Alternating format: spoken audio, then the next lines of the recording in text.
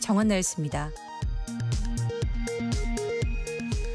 청취자 여러분은 혹시 예민한 성격이세요? 좀 둔감한 성격이세요? 아니면 옆에 있는 사람하고 정말 다를 때도 있거든요. 미국의 한 심리학자 일레인 아론이라는 사람에 따르면요, 전 세계 인구 약 20%가 예민한 성격이라고 하네요. 5명 중에 1명.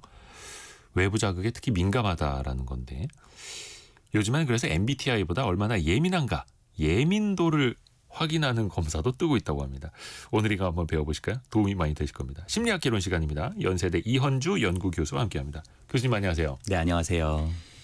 이게 저 사람 너무 예민해 네. 라는 게 살짝은 좀 부정적인 의미로 우리가 쓰고 있잖아요. 네. 예민하다라는 건 좋은 건가 나쁜 건가? 뭐 이거 좀 나눠보긴 좀 그렇습니다만 네. 어떻게 봐야 됩니까? 사실 좀 예민하다, 너 왜 이렇게 예민하니? 이게 약간 부정적인 의미로 많이 또 통용되는 게 사실이잖아요. 이렇게 날이 서 있냐? 네, 네.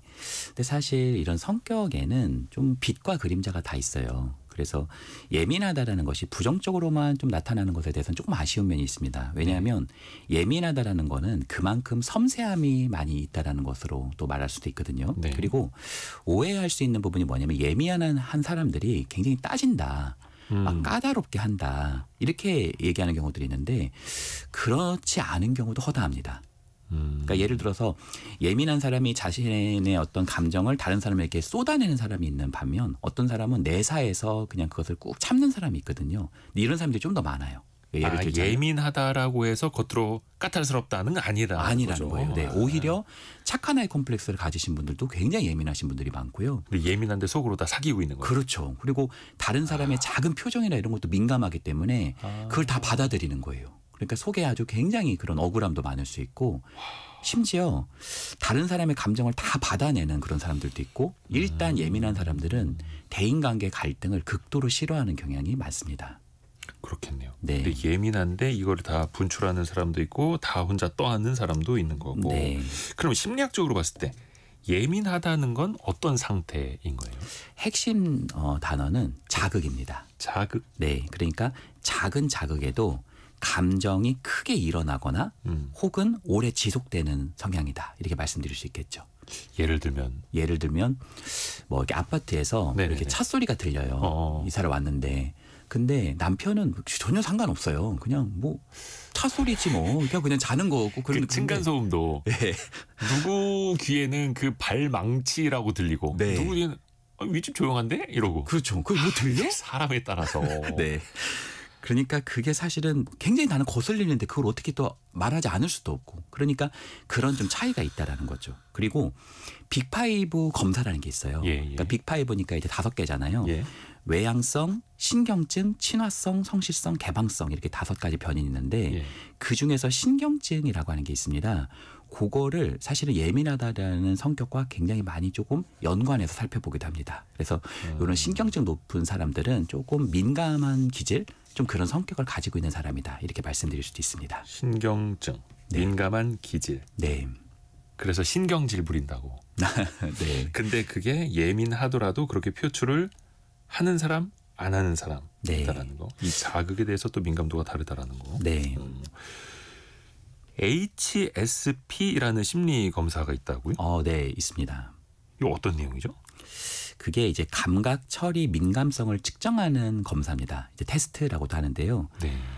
문항들이요, 약간 어떤 정신적인 어떤 어려움을 묻는 문제라기보다는 자신이 가지고 있는 어떤 특성을 묻는 질문에 좀 더 가깝다 이렇게 말씀드릴 수 있겠네요. 그러니까 자동차로 따지면 앞뒤에 이렇게 뭐 감지 센서가 몇 개나 있느냐처럼 네. 사람에게도 센서가 얼마나 많은가. 맞습니다. 저 사람은 센서가 한 5개밖에 없고 누구는 한 15개 있고. 네. 이런 거예요? 아주 탁월한 비유예요, 정말. 그러니까 제가 좀 센서가 많아가지고. 네. 진짜 피곤합니다. 네, 진짜 센서가 많은 거라고 딱 비교하시면 어떻게 보면 그 아주 비유가 적절하다고 보입니다. 그러니까 뭐 문항의 예시를 보면 고통에 좀 민감한 사람, 또 뭐 카페인에 좀 민감한 사람. 카페인이요? 네, 카페인이 좀 둔감한 사람이고 민감한 사람 있잖아요. 또 좀 자주 사적이고 조용한 공간으로 좀 후퇴할 필요를 자꾸 느끼는 사람. 네, 더 나아가서 다른 사람의 기분에 크게 영향을 받는 사람. 또 작업 중일 때 누가 지켜보고 있으면 과하게 긴장되는 사람. 이런 문항들이 좀 그 안에 숨어 있다. 이렇게 말씀드릴 수 있겠네요. 그렇게 해서 이 감각 처리 민감성이 얼마나 높은가 낮은가. 네. 이게 진짜 신기합니다. 앞에서도 그 층간소음 잠깐 이야기를 했습니다만 똑같은 소리를 들어도 둔감한 사람이 있고 네. 똑같은 소리를 들어도 예민한 사람이 있고. 근데 이건 어떻게 타고나는 기질 같은 거예요? 사실 기질도 있습니다. 어느 정도는 타고납니다. 사실은요. 오. 그러니까 대표적인 것이 감각의 역치라고 그러는데요. 예. 감각의 역치가 낮으면 쉽게 자극을 잘 느낍니다. 그러니까 아주 미세한 바람 소리나 미세한 어떤 소음에도 굉장히 민감하게 반응하는 어떤 면에서 예민한 기질로 가는 거고요. 감각의 역치가 높으면 웬만한 자극에도 마치 통나무처럼 잘 안 흔들리고 반응이 적은 사람이죠. 그런 사람은 좀 둔감한 기질이죠. 그러니까 예를 들자면 예. 둔감한 남편과 예민한 아내가 싸우면 아, 누가 더 손해일까요? 예민한 사람. 그렇죠. 예민한 사람이에요. 한창 날 쏘아붙였는데 네. 한 서너 시간 지나고 왜 그래? 뭐 그렇죠. 그리고 이제 자기 혼자 예민한 사람은 자기 혼자 삐졌다 풀렸다 삐졌다 풀렸다 계속 그러고 있는데 그 둔감한 사람은 이미 뭐 그 사태는 다 잊어버리고 딴 거 하고 있는 슬쩍 자리 떠버리고. 네, 그럴 수 있죠. 그럼 또 한쪽은 또 답답하다고 하고 네. 저렇게 사람 말을 못 알아듣느냐 또 이렇게 하는데 네, 이게 또 기질 차이가 있는 거고 이게 역치라고. 그러니까 나는 조금만 눌러도 예민하게 반응하는 사람. 네, 세게 눌러도 잘 통증을 못 느끼는 사람처럼 네, 네. 민감도의 어떤 통증의 감도 이렇게 생각을 해도 될 것 같네요. 뭐 예를 들자면 약간 바이올린 같은 사람이죠. 바이올린이? 바이올린은 작은 어떤 바람이나 이런 거에도 아주 민감하게 도구가 좀 그 소리가. 반응하잖아요. 그렇죠. 네. 그런 그래서 사람일 수 있겠죠. 어떤 나무를 썼느냐에 네. 따라서도 소리가 달라진다고 그렇죠. 하고. 네. 그러면 이런 예민한 성향 이게 항상 또 마이너스는 아닐 거란 말이죠. 도움이 그렇죠. 될 때도 있을까요? 왜 그 기자님 예전에 어떤 슈퍼히어로 영화 같은 거 보면 네네네. 갑자기 귀가 확 들리게 됐을 때 그 소음 때문에 되게 괴로워하는 거를 좀 우리가 영화 장면에서 볼 때가 있잖아요. 그러니까 어떤 능력에는 그런 대가도 있다고 생각돼요. 그러니까 다시 말하면 깊은 감수성과 창의성을 가진 사람들이죠. 그러니까 이분들은. 슈퍼히어로가 어디선가 누구에게 무슨 일이 생기는지를 네. 감각적으로 느끼듯이 네. 피곤하네요. 그러니까 스파이더맨의 센서 기능이라고 할 수도 있겠죠. 그러니까 감정의 결을 아주 섬세하고 포착할 수 있는 능력, 또 미세한 차이를 감지할 수 있는 능력, 더 나아가서는 높은 좀 직관력과 통찰력도 가지고 있는 사람들이라고 말씀드릴 수 있고요. 또 여러 연구를 보면요, 실제로 이렇게 예민한 분들이 실패할 확률이 굉장히 적다라는 연구도 있습니다. 예민한 사람이 실패할 확률이 낮다. 네. 왜냐하면 그만큼 대비하고 있었던 그렇죠. 거고요. 돌다리도 다 두들겨 보고 가니까 어떻게 보면 위험에 대한 민감한 경보 체계가 있는 사람들이다. 이렇게 얘기하기도 합니다. 오, 경보 체계가 잘 울려 있는 사람들. 예를 들어서 주차장에서도 네. 차 나가기 전에 네. 경광등이 삐 울리듯이 네, 그런 네. 게 있으니까 사고가 안 나는데 그렇죠. 주차장 나가는 사각지대에 경광등이 없으면 네. 사고 날 확률이 높아지는 것처럼. 그렇죠. 그러니까 우리 몸에도 어느 정도 이제 센서가 있어야 된다. 네. 그러면 예민한 사람들은 어떤 직업군이 더 잘 어울릴까요? 일단은 약간은 남들이 보지 못하는 것을 보고 듣지 못하는 것을 섬세하게 듣는 능력이 있기 때문에 어떤 면에서는 탁월한 공감력 이런 것들이 잠재태가 있는 사람들이거든요. 잘만 성숙되면 어떤 면에서는 강사 혹은 상담 영역.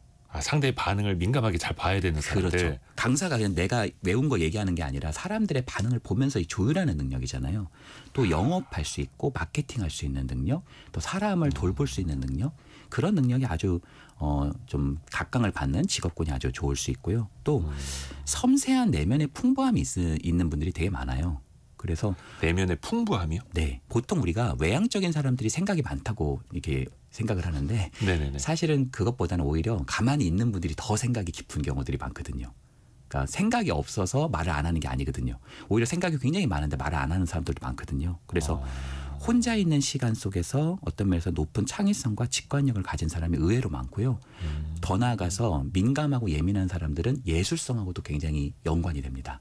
어떤 화가라든지 작가라든지 음악가라든지 이런 섬세한 어떤 창조성을 발휘할 수 있는 그런 능력도 가지고 있다 이렇게 말씀드릴 수 있겠네요. 그러니까 본인이 하고자 하는 일뿐만 아니라 직업 같은 걸 선택을 할 때 본인의 기질도 잘 파악을 해서 네. 사실 너무 예민한 사람이 그 예민함을 좀 꺼야 하는 그런 직업 가졌을 때는 더 피곤할 수도 있는 거고 네. 둔감한 사람이 상대방 눈치도 못 보고 하는 일을 하고 있으면은 뭐 당연히 성과가 떨어질 수밖에 없는 네. 거고 방송하는 사람도 약간 비슷할 것 같습니다. 그렇죠. 특히 네. 생방송하는 사람들은 네. 민감해야 되거든요. 일단 방송에 있으시거나 어떤 그런 관련된 직업군을 가지신 분들은 정도의 문제지 어느 정도의 예민감과 민감성을 아마 가지고 있는 사람이 대다수일 거라 생각합니다. 그래서 그 예민하지 않은 사람은 생방송에 좀 지각 좀 하는 사람도 있고. 네. 민감한 사람은 그분을 기다리면서 초조해하는 분들이겠죠. 근데 이런 경우도 있어요. 너무 예민해서 나 이거 너무 스트레스다. 네. 근데 이 타고난 기질을 바꿀 수도 없고 이거 어떻게 좀 다스릴 수 있는 방법이 있을까요? 사실 지금 민감하고 예민한 분들이 사실은 좋은 시대를 살고 있는 건 아니에요. 왜냐하면 지금 시대는 너무 자극도 많고 너무 좀 변화가 빠른 시대잖아요. 그래서 좀 너무 빠르고 시끄럽고 거친 시대에서 조금 민감한 사람들은 조금 힘든 그런 경향이 있죠. 그래서 저는 가장 좀 먼저 필요한 게 뭐냐면 네. 자극을 좀 줄이는 습관을 의도적으로 할 필요가 있습니다. 예를 들자면 예. 퇴근할 때 약 30분 정도라도 좀 감각을 디톡스할 수 있는 시간. 예를 들면 예. 스마트폰 같은 것을 조금 멀리하고 조명도 좀 낮추고 음악도 잔잔한 음악을 듣고요. 좀 어떤 면에서는 너무 자극이 좀 세지 않은 독서라든지 아니면 좀 마음 챙김이라든지 그러니까 자극을 좀 캄 다운 시킬 수 있는 그런 활동들을 좀 해보는 것도 한 방식일 수 있고요. 컴퓨터, 스마트폰 좀 내려놓고 네. 조명의 조도 좀 낮춰놓고 네. 산책을 한다라든지 책을 본다라든지 네. 스스로 컨트롤할 수 있다라는 거네요. 네. 그리고 또 자신만의 어떤 면에서는 그런 배추가 좀 필요할 수 있어요. 왜냐하면 이런 섬세하다라는 것은 그만큼 쉽게 다칠 수 있거든요. 왜 우리가 바이올린은 잘 관리하잖아요. 네, 그런 것처럼 막 습도까지 관리하고. 네, 자신에게는 그만한 역량이 있으니까 자기를 조금 더 보호하고 관리할 수 있는 좀 어떤 면에서 자기 돌봄의 시간이 매우 필요할 수 있다 이렇게 말씀드리고 싶네요. 김진희님은 사람들이 저를 이제 예민하다고 하는데 제가 생각해도 너무 착하고 간이 작아요. 작은 일에도 가슴이 떨리고요. 그런데 한 번씩 폭발을 한다고. 네, 맞아요. 아까 처음에 말씀해 주신 것처럼 쌓아놓고 사는. 네, 근데 이것도 컨트롤을 해야 되고 나만의 배출구가 필요하다. 네, 근데 어디 벽에다 대고 소리를 지를 수는 없고. 네. 그러니까 억압된 거는 항상 나중에 터지게 되어 있습니다. 풍선을 오른쪽을 누르면 왼쪽이 더 부풀잖아요. 그렇죠. 그런 것처럼 내가 나중에 터지는 것을 막으려면 더 억압하는 게 아니라 작은 것이라도 자꾸 풀어내보는 연습을 해보셔야 됩니다. 예를 들면은 하루에도 내가 10분, 20분, 30분이라도 조금 나만의 조금 휴식 공간, 내가 정말 좋아하는 것들을 할 수 있는 시간과 공간이 좀 필요할 수 있고요. 또 누군가한테 내가 뭔가 말을 잘 못한다 하면은 내가 좀 마음에 맞는 사람을 한두 명이라도 좀 이렇게 리추얼로 잡아서 어떤 면에서는 깊은 연결성을 갖는 그런 토대들이 굉장히 중요할 수 있어요. 더 나아가서 어떤 공동체, 굉장히 어떤 끈끈한 공동체가 있다면 이런 경우도 굉장히 도움이 된다 이렇게 말씀드리고 싶네요. 마음이 맞는 사람 또 공동체를 찾는 것도 방법이고 미리미리 또 외부 자극을 줄이는 것도 방법이고 김유진 님이 제 마음을 치유하는 느낌입니다. 조금만 예민하려 노력합니다. 이렇게 이야기를 해주셨네요. 연세대 이현주 연구교수였습니다. 고맙습니다. 네, 감사합니다. 감사합니다. 저희가 2부에는요. 조선시대로 갑니다. 세종, 정조